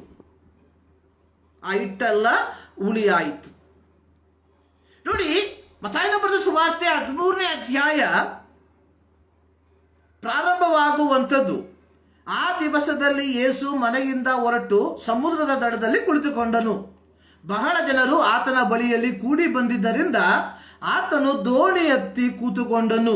ಜನರೆಲ್ಲರೂ ದಡದಲ್ಲಿ ನಿಂತಿದ್ದರು. ಆಗ ಆತನು ಅವರಿಗೆ ಸಾಮ್ಯ ರೂಪವಾಗಿ ಅನೇಕ ಸಂಗತಿಗಳನ್ನ ತಿಳಿಸಿದನು. ಏನು ಸಾಮ್ಯ? What is parable? ಸಾಮ್ಯ ಅನ್ನುವಂಥದ್ದು ಧಾರ್ಮಿಕ ಸತ್ಯಗಳನ್ನ ಅಥವಾ ಪರಲೋಕದ ಸತ್ಯವನ್ನ ದೈನಂದಿನ ಜೀವನಕ್ಕೆ ಹೋಲಿಸಿ ಹೇಳುವಂತಹ ನೈಜ ಕಥೆಗಳು,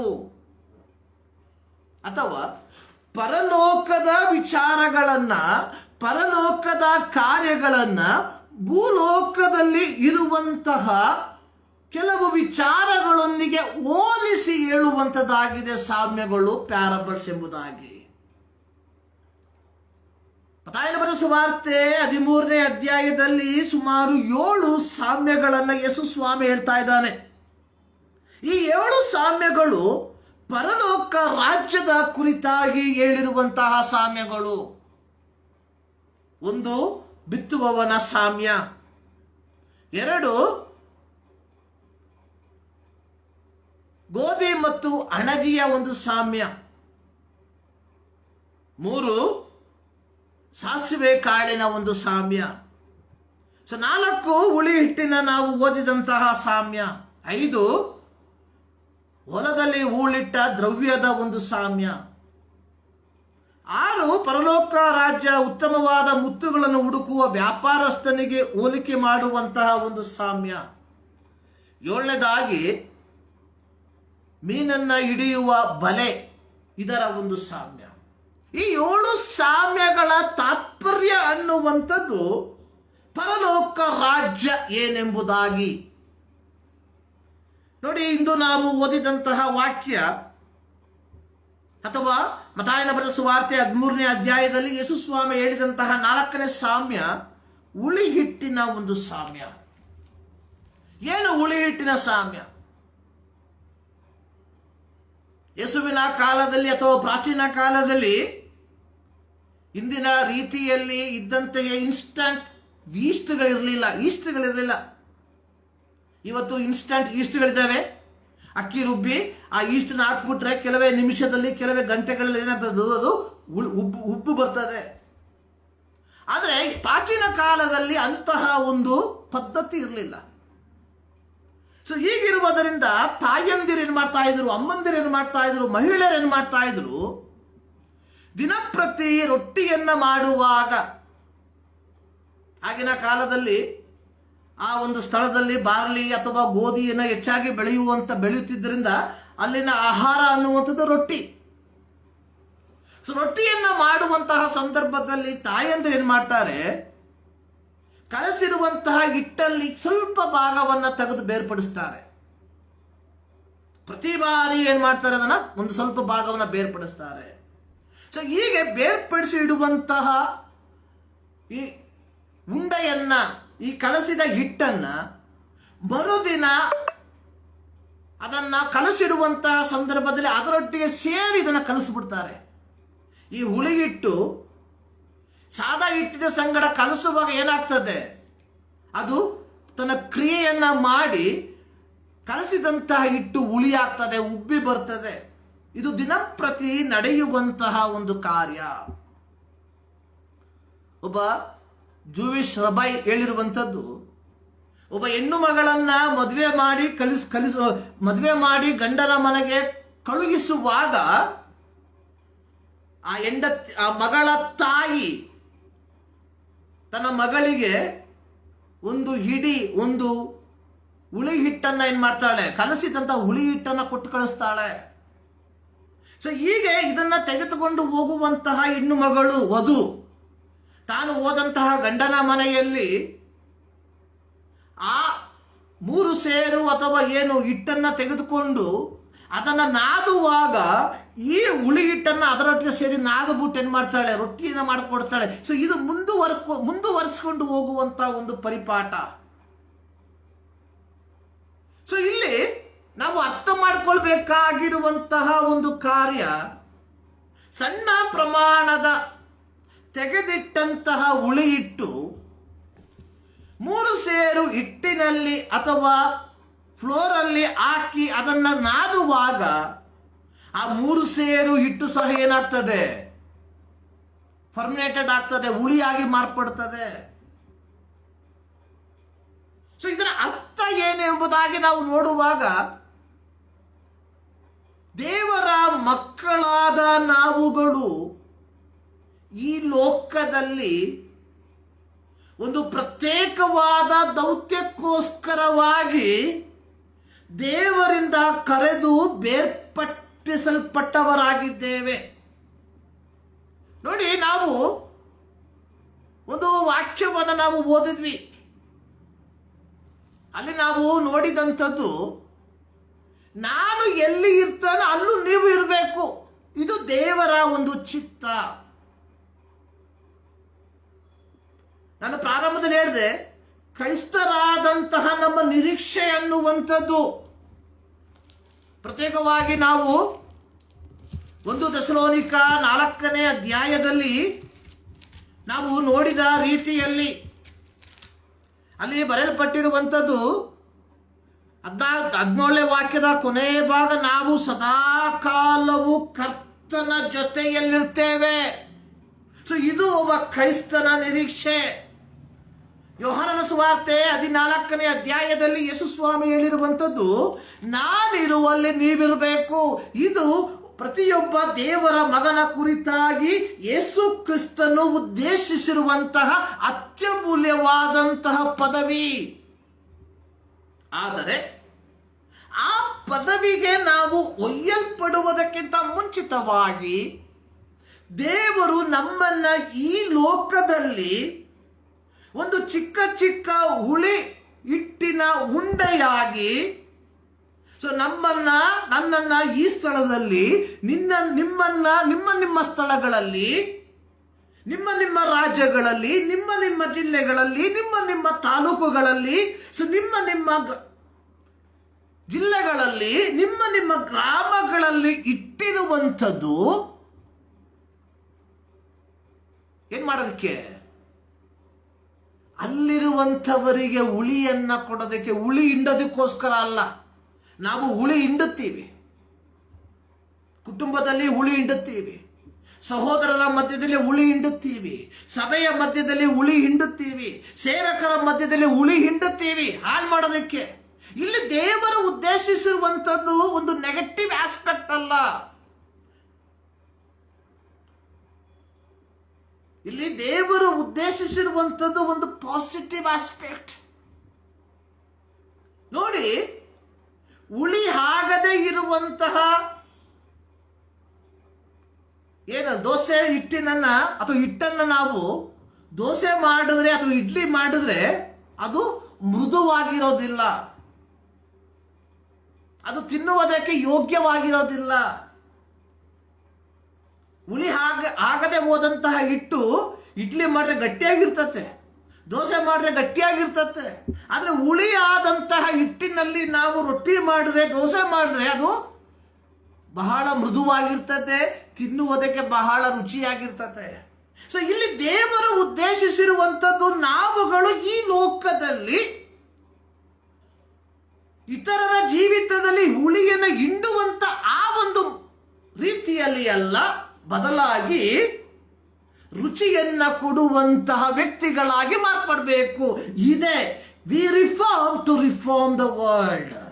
ನಾವು ಸುಧಾರಣೆ ಹೊಂದಿದ್ದೇವೆ, ಕಾರಣ ನಾವು ಲೋಕವನ್ನ ಸುಧಾರಿಸುವಂತಹ ವ್ಯಕ್ತಿಗಳಾಗಿರಬೇಕು ಎಂಬುದಾಗಿ. ಈ ಮುಂಜಾನೆಯಲ್ಲಿ ದೇವರ ವಾಕ್ಯವನ್ನ ಕೇಳಿಸಿಕೊಳ್ಳುವಂತಹ ಪ್ರೀತಿಯ ದೇವ ಜನರೇ, ಈ ಸುಧಾರಣಾ ಭಾನುವಾರವನ್ನ ನಾವು ಆಚರಣೆ ಮಾಡುವಾಗ ನಾವು ಇತರರನ್ನ ಸುಧಾರಣೆ ಮಾಡುವಂತವರಾಗಿದ್ದೇವೆ ಎಂಬುದನ್ನ ಒಮ್ಮೆ ಮನನ ಮಾಡಿಕೊಳ್ಳ್ರಿ. ನೋಡಿ, ದೇವರು ನಮ್ಮನ್ನ ಕರೆದಂತಹ ಉದ್ದೇಶ, ಮಾರ್ಟಿನ್ ಲೂಥರ್ 1517ರಲ್ಲಿ ಪ್ರೊಟೆಸ್ಟ್ ಮಾಡೋದಕ್ಕೆ, ಪ್ರತಿಭಟನೆ ಮಾಡೋದಕ್ಕೆ ಕಾರಣ ಅಂದಿನ ತಾನು ಒಳಗೊಂಡಂತಹ ಸಭೆ ದೈವಿಕವಾದಂತಹ ಕಾರ್ಯಗಳಿಗೆ ವಿಭಿನ್ನವಾಗಿ ವಿರೋಧವಾಗಿ ಮಾಡುವಂತಹ ಆಚಾರಗಳು ಅನಾಚಾರ ಅನೈತಿಕವೆಂಬುದಾಗಿ ಮನಗೊಂಡದರ ಫಲವಾಗಿ ಒಂದು ಪ್ರೊಟೆಸ್ಟ್ ಮಾಡ್ದ, ಒಂದು ಪ್ರತಿಭಟನೆ ಮಾಡ್ದ. ಅದನ್ನು ನಾವು ಒಂದು ಮೂಮೆಂಟ್ ಮಾಡಿಬಿಟ್ವಿ, ಪ್ರೊಟೆಸ್ಟೆಂಟ್ ಮೂಮೆಂಟ್ ಅಂತ ಮಾಡಿದ್ವಿ. ಆದರೆ ಅತ್ಯಂತ ದುರ್ದೈವವಾದ ಸಂಗತಿ ಅಂದ್ರೆ, ಯಾವ ವಿಚಾರಕ್ಕೋಸ್ಕರವಾಗಿ ಮಾರ್ಟಿನ್ ಲೂಥರ್ ಅವರು ಪ್ರತಿಭಟನೆ ಮಾಡಿದ್ರು ಅದೇ ವಿಚಾರವನ್ನ ಇಂದು ನಮ್ಮ ತಲೆ ಮೇಲೆ ಹೊತ್ತುಕೊಂಡು ಅದೇ ನಿಜವಾದ ಸುವಾರ್ತೆ ಎಂದು ಹೇಳಿ ನಾವು ಮುನ್ನುಗ್ಗುತ್ತಿರುವಂಥದ್ದು ಇದಕ್ಕಿಂತಲೂ ವಿಪರ್ಯಾಸ ಲೋಕದಲ್ಲಿ ಬೇರೆ ಯಾವುದೂ ಇಲ್ಲ ಪ್ರಿಯರೇ. ಇವತ್ತು ನಮ್ದೇ ಪರಮಾಧಿಕಾರ. Say, not talking about some other religion. I am talking about the Protestant movement. So ನಾವು ಇಂದಿನ ಸಭಾ ನಾಯಕತ್ವ ಆರ್ಥಿಕವಾಗಿ ಎಷ್ಟು ಸದೃಢರಾಗಿದ್ರೂ ಪ್ರತಿ ಭಾನುವಾರ ಜನರಿಂದ ಕಾಣಿಕೆಯನ್ನ ತೆಗೆದುಕೊಳ್ಳೋದನ್ನ ನಿಲ್ಲಿಸೋದಿಲ್ಲ. ಅದಕ್ಕೆ ಹೇಳುವಂಥದ್ದು ಏನು? ದೇವರ ಸೇವೆ.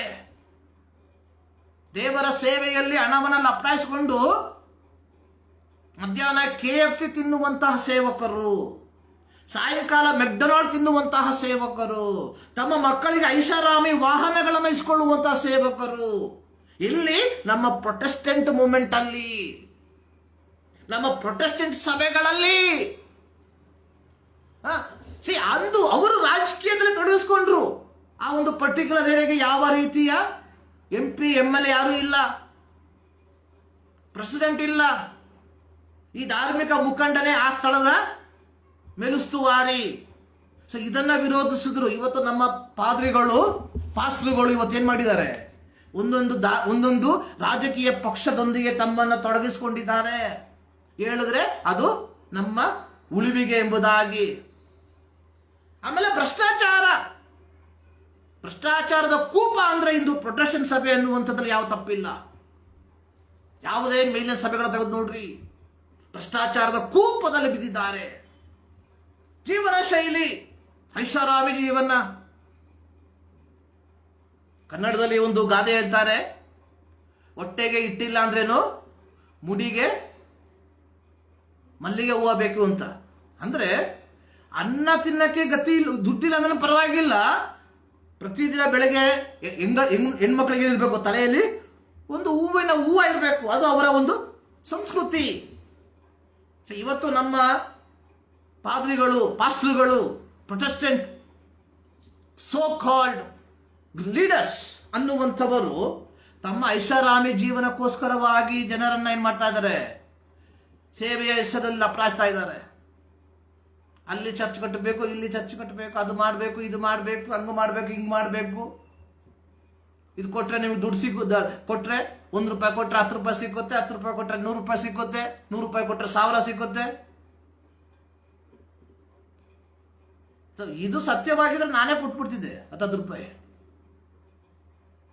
ಪ್ರಿಯರೇ, ಯಾವುದನ್ನ ವಿರೋಧಿಸಿ ಮಾರ್ಟಿನ್ ಲೂಥರ್ ಒಂದು ಹೊಸ ಪ್ರತಿಭಟನೆಗೆ, ಒಂದು ಸಂಘಟನೆಗೆ ನಾಂದಿ ಮಾಡಿದ್ರು, ಆ ಸಂಘಟನೆ ಮಾರ್ಟಿನ್ ಲೂಥರ್ ಹೊರಬಂದಂತಹ ಸಂಘಟನೆಗಿಂತ ಅತ್ಯಂತ ಕೂಪದಲ್ಲಿ ಬಿದ್ದಿದೆ ಅಂದ್ರೆ ತಪ್ಪಾಗಲಾರದು. ಇವತ್ತು so but still we are enjoying because we need. So ಇಂತಹ ವ್ಯಕ್ತಿಗಳಿದ್ರೆ ತಾನೇ ನಮಗೆ ನಮ್ಮ ಬೇಳೆಕಾಳು ಬೇಯೋದು. ಇಲ್ಲದೆ ಹೋಗಿದ್ರೆ ನಾವೆಲ್ಲರೂ ಆ ಒಂದು ಸಂಘಟನೆಯ ಆ ಒಂದು ಸಭೆಯ ಭಾಗಗಳಾಗಿ ಅವರು ಹೇಳುವಂಥದ್ದನ್ನು ಕೇಳಿ ತಲೆ ಮೇಲೆ ಟೋಪಿ ಹಾಕೊಂಡು ಬಟ್ಟೆ ಹಾಕೊಂಡು ಕೂರ್ಬೇಕಾಗಿತ್ತು. ಅಂದು 500 ವರ್ಷಗಳ ಹಿಂದೆ ಮಾರ್ಟಿನ್ ಲೂಥರ್ ಎದ್ದು ಬಂದದರ ಫಲವಾಗಿ ಇವತ್ತು ನಾವುಗಳು ಏನ್ ಮಾಡ್ತೀವಿ, ನಮ್ಮದೇ ಆದಂತಹ ಪ್ರೊಟೆಸ್ಟೆಂಟ್ ಮೂವ್ಮೆಂಟ್ ಅನ್ನ ಪ್ರಾರಂಭ ಮಾಡ್ತೀವಿ. ಒಬ್ಬ ಸಭೆಗೆ ಹೋಗುವಂತ ವಿಶ್ವಾಸಿ ಸೇವಕನೊಂದಿಗೆ ಜಗಳ ಮಾಡಿಕೊಂಡು ದೇವರು ನನಗೆ ಹೇಳಿದ ಸಭೆ ಕಟ್ಟೋದಕ್ಕೆ ಎಂಬುದಾಗಿ ಒಂದು ಸಭೆಯನ್ನ ಪ್ರಾರಂಭ ಮಾಡ್ತಾರೆ. ಇವೆಲ್ಲ ಯಾವ ಗುಂಪಿಗೆ ಸೇರಿರುವಂಥದ್ದು? ಪ್ರೊಟೆಸ್ಟೆಂಟ್ ಗುಂಪಿಗೆ ಸೇರಿರುವಂಥದ್ದು.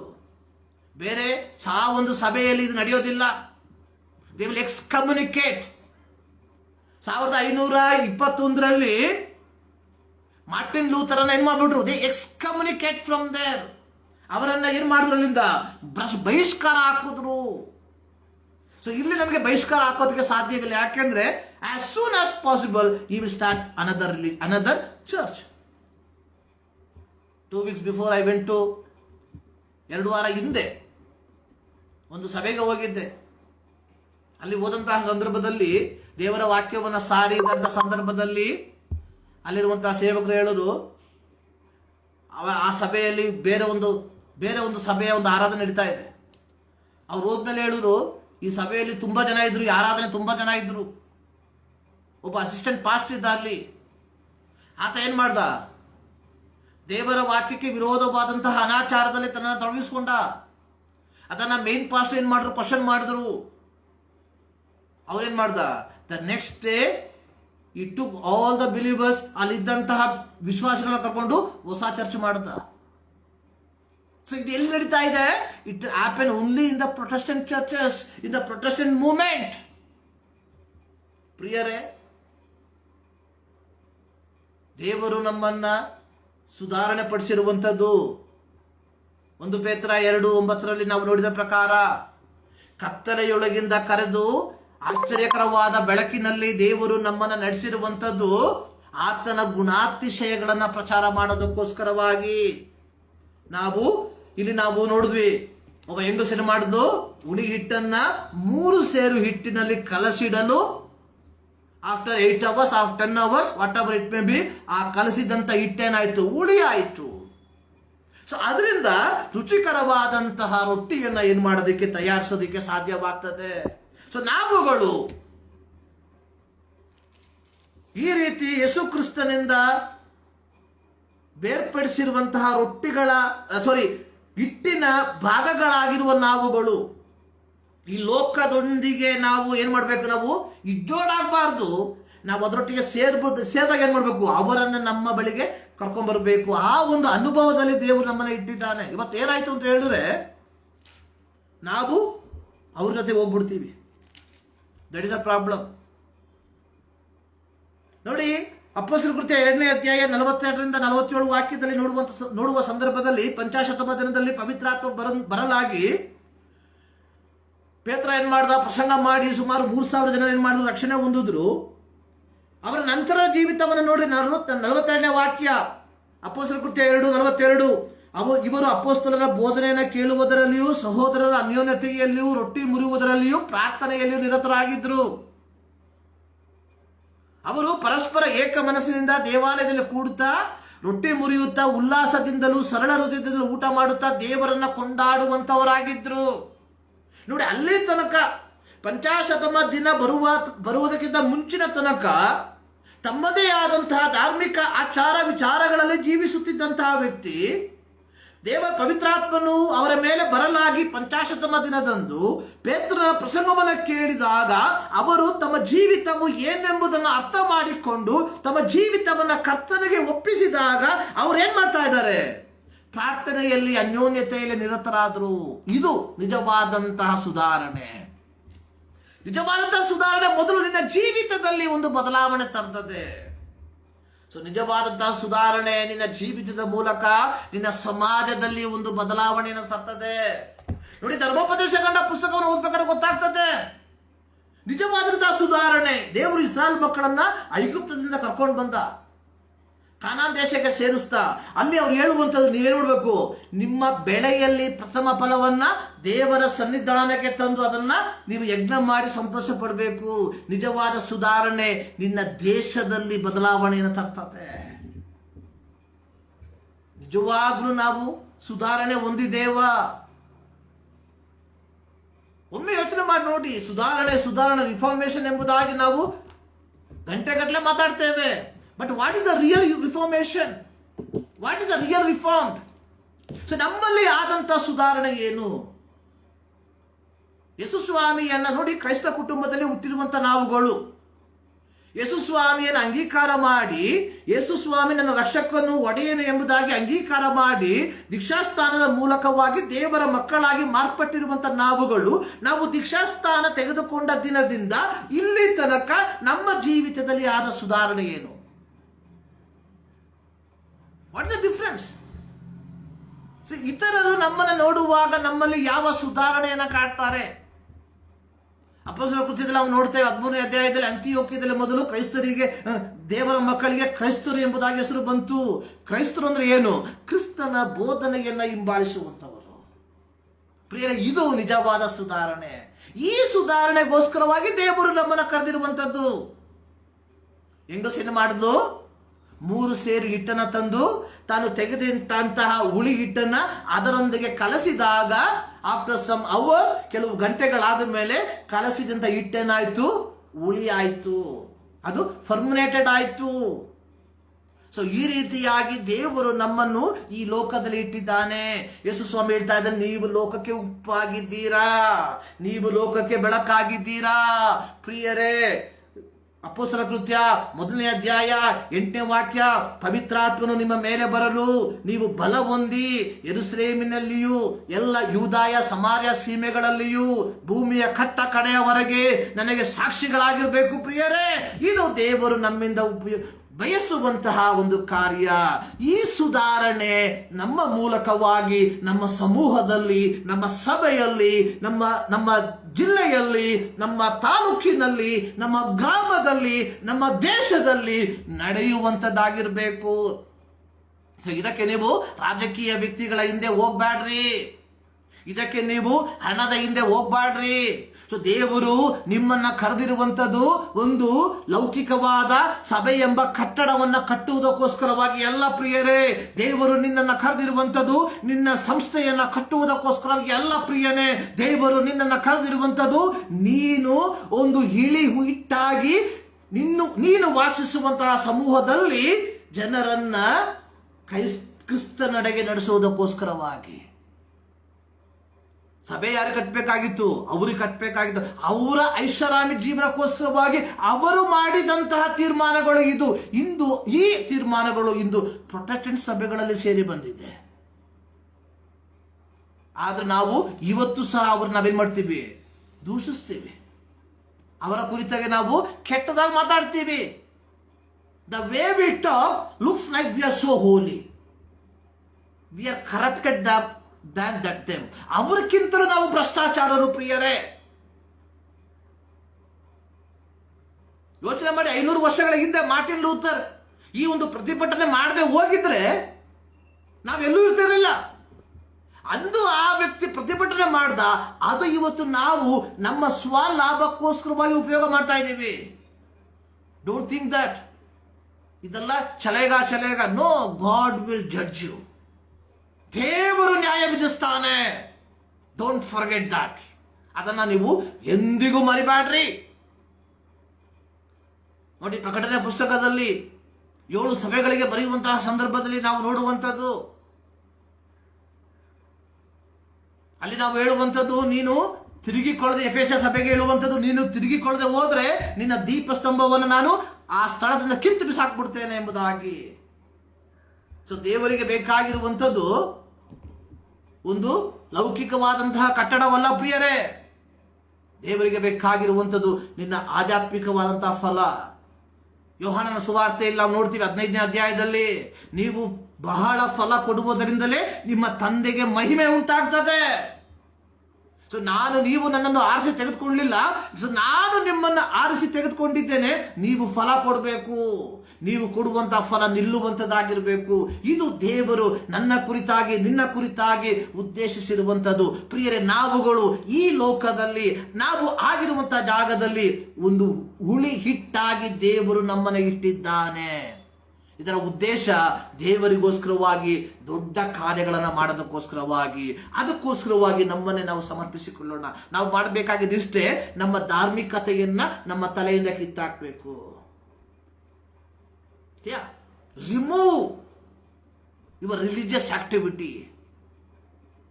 ಬೌ ಡೌನ್ ಬಿಫೋರ್ ಗಾಡ್. ದೇವರ ಮುಂದೆ ಮೊಣಕಾಲೂರ್ರಿ ಅಂತ ಹೇಳ್ಬಿಟ್ಟು ಸಭೆ ಬಿಟ್ಟು ಹೋಗಿ ಎಂಬುದಾಗಿ ಅಲ್ಲ. Be the part of your church. ನಿಮ್ಮ ಸಭೆಯ ಭಾಗಗಳಾಗಿರ್ರಿ, ಆದರೆ ಸಭೆಯ ಧಾರ್ಮಿಕತೆ ಶ್ರೇಷ್ಠ ಎಂಬುದನ್ನು ಬಿಟ್ಬಿಡ್ರಿ. Kneel down before God. God can use you in a mighty way. ದೇವರು ನಿಮ್ಮನ್ನ ಅತ್ಯಂತ ಬಲವಾಗಿ ಉಪಯೋಗಿಸ್ತಾರೆ. ಹೌದಾ? ನೋಡಿ, ಒಂದು ಹಿಟ್ಟು 3 ಸೇರು ಹಿಟ್ಟನ್ನು ಏನ್ ಮಾಡ್ತು? ಹುಳಿ ಮಾಡ್ತು. ಅದೇ ತರ ನಿಮ್ಮ ಮೂಲಕ ದೇವರು ಈ ವಿಲ್ ಡೂ ಮಿರಾಕಲ್. ನೋಡಿ, ಆ ಕಾಲದಲ್ಲಿ 3 ಸೇರು ಹಿಟ್ಟು. ಅಬ್ರಹಾಮನ ಮನೆಗೆ ದೇವದೂತರು ಬಂದಾಗ ಅಬ್ರಹಾಮ 3 ಸೇರು ಹಿಟ್ಟನ್ನು ಏನ್ ಮಾಡ್ತಾ ಇದ್ದಾನೆ? ಸಾರಳ ಕೈಗೆ ಕೊಡುವಂಥದ್ದನ್ನು ನಾವು ನೋಡ್ತೇವೆ. ಅಂದಿನ ಜನಕ್ಕೆ 3 ಸೇರು ಹಿಟ್ಟು ಅನ್ನುವಂಥದ್ದು god new how much we can handle. ಅಂದಿನ ಮಹಿಳೆಯರಿಗೆ ಗೊತ್ತು, ಈಗ 6 ಸೇರು ಹಿಟ್ಟನ್ನ ರೊಟ್ಟಿ ಮಾಡಬೇಕಾದ್ರೆ ಅದಕ್ಕೆ ಬೇಕಾದಷ್ಟು ಏನ್ ಮಾಡ್ತಾರೆ? ಹುಳಿ ಹಿಟ್ಟನ್ನ ಬೇರ್ಪಡಿಸಿ ಇಟ್ಟಿರ್ತಾರೆ ಮುಂಚೆನೆ. 6 ಸೇರು ಹಿಟ್ಟು ತಗೊಂಡು 3 ಸೇರು ಹಿಟ್ಟಿಗೆ ಬೇಕಾದಷ್ಟು ಹುಳಿ ಹಾಕಿದ್ರೆ ಆ ಹಿಟ್ಟು ಯಾವತ್ತೂ ಏನಾಗೋದಿಲ್ಲ, ಹದವಾಗೋದಿಲ್ಲ. God knew my what you call that capacity. So ನನ್ನ ಸಾಮರ್ಥ್ಯ ದೇವರಿಗೆ ಗೊತ್ತು. ಸೊ ನಿಮ್ಮ ಸಾಮರ್ಥ್ಯ ದೇವರಿಗೆ ಗೊತ್ತು. ಸೊ ನಾನು ಮಾಡಬೇಕಾಗಿದ್ದಿಷ್ಟೇ, ನೀಲ್ ಡೌನ್ ಬಿಫೋರ್ ಹಿಮ್. ದೇವರೇ, ನೀನು ನನ್ನನ್ನ ತೆಗೆದಿಟ್ಟಿರುವಂತಹ ಹುಳಿ ಹಿಟ್ಟು, ನನ್ನನ್ನ ಈ ಜಾಗದಲ್ಲಿ, ಈ ಪಟ್ಟಣದಲ್ಲಿ, ಈ ಲೇಔಟ್ ಅಲ್ಲಿ ಇಟ್ಟಿದ್ದೀಯಾ. ಸೊ ನನ್ನನ್ನ ಉಪಯೋಗಿಸ್ಕೋ. ಇಗೋ ನಾನಿದ್ದೇನೆ, ನನ್ನನ್ನ ಕಳುಹಿಸು. ಯಾರ ಪ್ರಾರ್ಥನೆ? ಯೆಶಾಯನ ಪ್ರಾರ್ಥನೆ. ಈ ಪ್ರಾರ್ಥನೆ ನಮ್ಮದಾಗಿದ್ರೆ ಪ್ರಿಯರೇ, ಈ ಸುಧಾರಣಾ ಭಾನುವಾರ ದೇವರು ನಮ್ಮನ್ನು ಪಾಪದಿಂದ ಸುಧಾರಿಸಿ ಬೆಳಕಿನಲ್ಲಿ ನಡೆಸಿರುವಾಗ ನಮ್ಮ ಮೂಲಕ ದೇವರು ಕೆಲವು ಸುಧಾರಣೆಗಳನ್ನ ನಮ್ಮ ಸಮೂಹದಲ್ಲಿ, ನಮ್ಮ ಕುಟುಂಬದಲ್ಲಿ ಮಾಡುವುದಕ್ಕೆ ಶಕ್ತನು ಎಂಬುವಂಥದ್ದನ್ನ ಮರಿಬೇಡಿ. ಈ ಮುಂಜಾನೆಯಲ್ಲಿ ಸರ್ವಶಕ್ತನಾದ ದೇವರು ನಿಮ್ಮನ್ನು ಧಾರಾಳವಾಗಿ ಆಶೀರ್ವದಿಸಲಿ. ಪ್ರಾರ್ಥನೆ ಮಾಡೋಣ. ಸರ್ವಶಕ್ತನೇ, ಮತ್ತೊಂದು ಆವರ್ತಿ ನಿಮ್ಮ ಸನ್ನಿಧಾನಕ್ಕೆ ನಾವು ಸೇರಿ ಬರ್ತಾ ಇದ್ದೇವೆ. ಹೌದು ಕರ್ತನೆ, ನಮ್ಮ ಜೀವಿತದಲ್ಲಿ ಮಾಡಿದಂತ ಎಲ್ಲ ಉಪಕಾರಗಳಿಗಾಗಿ ಸ್ತೋತ್ರ. ಹೌದು ಕರ್ತನೆ, ನಮ್ಮನ್ನ ಕತ್ತಲೆಯಿಂದ ಕರೆದು ಬೇರ್ಪಡಿಸಿದ್ದಕ್ಕಾಗಿ ನಿಮಗೆ ವಂದನೆಗಳು. ನಿಮ್ಮ ರಾಜ್ಯದಲ್ಲಿ ಕರ್ತನೆ ಅನೇಕರನ್ನ ಕರೆದುಕೊಂಡು ಹೋಗೋದಕ್ಕೆ ನಮ್ಮನ್ನ ಉತ್ತಮವಾದಂತಹ ಒಂದು ಹುಳಿಹಿಟ್ಟಾಗಿ ಮಾರ್ಪಡಿಸಿ ಎಂಬುದಾಗಿ ನಾವು ಪ್ರಾರ್ಥಿಸ್ತಾ ಇದ್ದೇವೆ. ನಮ್ಮನ್ನು ಸಂಪೂರ್ಣವಾಗಿ ನಿಮ್ಮ ಕರಗಳಿಗೆ ಒಪ್ಪಿಸಿಕೊಡ್ತಾ ಇದ್ದೇವೆ. ಪ್ರಾರ್ಥನೆ ಕೇಳಿದ್ದಕ್ಕಾಗಿ ಸ್ತೋತ್ರ. ಯೇಸು ಕ್ರಿಸ್ತನ ನಾಮದಲ್ಲಿ ಬೇಡುತ್ತೇವೆ ನಮ್ಮ ಪ್ರೀತಿಯ ತಂದೆ. ನಮ್ಮ ಕರ್ತನಾದ ಯೇಸು ಕ್ರಿಸ್ತನ ಕೃಪೆ, ತಂದೆಯಾದ ದೇವರ ಪ್ರೀತಿ, ಪವಿತ್ರಾತ್ಮನ ನ್ಯೂನತೆ ನಮ್ಮೆಲ್ಲರ ಸಂಗಡ ಇಂದಿನಿಂದ ಸದಾ ಕಾಲವು ನೆಲೆಗೊಂಡಿರಲಿ. ಆಮೇಲೆ ಈ ಮುಂಜಾನೆಯಲ್ಲಿ ಮತದಾವರ್ತಿ ಸರ್ವಶಕ್ತನ ದೇವರು ನಿಮ್ಮನ್ನು ಧಾರಾಳವಾಗಿ ಆಶೀರ್ವದಿಸಲಿ ಎಂಬುದಾಗಿ ನಾನು ಪ್ರಾರ್ಥಿಸ್ತಾ ಇದ್ದೇನೆ. ಪ್ರಿಯರೇ, ನಾವು ದೇವರಿಂದ ಬೇರ್ಪಡಿಸಿ ಇಟ್ಟಲ್ಪಟ್ಟಿರುವ ಹುಳಿ ಹಿಟ್ಟು ಎಂಬುದನ್ನು ಅರ್ಥ ಮಾಡಿಕೊಂಡು ನಮ್ಮ ಸಮೂಹದಲ್ಲಿ ಅನೇಕರಿಗೆ ಹುಳಿ ಹಿಟ್ಟನ್ನು ಕೊಡುವಂತಹ ವ್ಯಕ್ತಿಗಳಾಗಿ ಮಾರ್ಪಡುವ ಸರ್ವಶಕ್ತನಾದ ದೇವರು ನಿಮ್ಮನ್ನು ಧಾರಾಳವಾಗಿ ಆಶೀರ್ವದಿಸಲಿ.